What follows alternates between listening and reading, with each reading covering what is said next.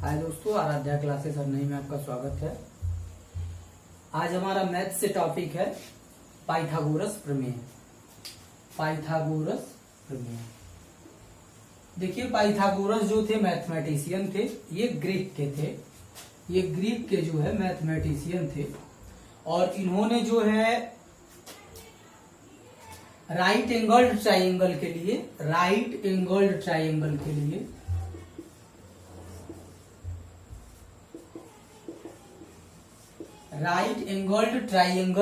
यानी समकोण त्रिभुज के लिए एक प्रमेय का प्रतिपादन किया था, जिस प्रमेय का नाम उन्होंने दिया था पाइथागोरस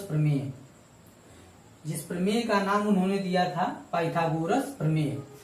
इसमें जो है हमारा समकोण त्रिभुज होता है। अब समकोण त्रिभुज की बात करें तो समकोण कौन सा कोण होता है? जो कोण 90 अंश का हो उसे हम समकोण कहते हैं। तो इन्होंने समकोण त्रिभुज के लिए जिस प्रमेय का प्रतिपादन किया, जिस थ्योरम को उन्होंने जो है लाया, उसका नाम दिया उन्होंने पाइथागोरस प्रमेय। तो इसमें हम एक समकोण त्रिभुज ले लेते हैं। उन्होंने बताया कि इसमें एक समकोण त्रिभुज होता है और समकोण का मतलब क्या है? जहां एक कोण 90 अंश का हो। ठीक है, तो जब हमारे पास कोई समकोण त्रिभुज है तो उस त्रिभुज के लिए जो कोण है, कोण यानी हाइपोटेनियस,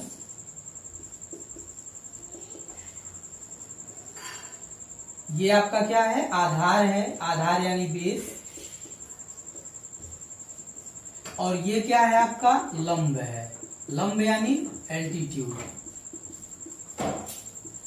ठीक है, तो उन्होंने बताया कि किसी समकोण त्रिभुज के लिए कोण के वर्ग का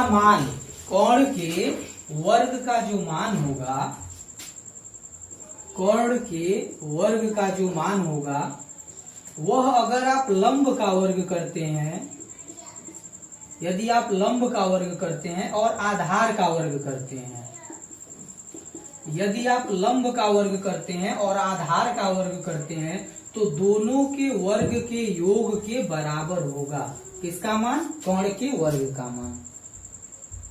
उन्होंने बताया कि यदि आप जो है समकोण त्रिभुज में चलते हैं, राइट एंगल्ड ट्राइंगल में चलते हैं, तो जो एल्टीट्यूड स्क्वायर होगा और बेस स्क्वायर होगा, इनका सम जो है हाइपोटेनियस स्क्वायर के बराबर होगा। वही उन्होंने बताया कि जो हाइपोटेनियस का स्क्वायर होगा वह एल्टीट्यूड के स्क्वायर और बेस के स्क्वायर के क्या होगा? बराबर होगा। और इस प्रकार के जो है प्रमेय से हमें जो है तमाम प्रकार के प्रश्नों को हल करने में काफी सुविधा मिलती है। ठीक है, तो ये समकोण त्रिभुज के लिए अप्लाई होता है। हमेशा समकोण त्रिभुज होना चाहिए और इसमें जो आधार का वर्ग होता है और लंब का वर्ग होता है, इन दोनों के वर्ग के मान का योग कोण के वर्ग के बराबर होता है। तो जैसे जो है आपका पाइथागोरस प्रमेय पर एक प्रश्न है।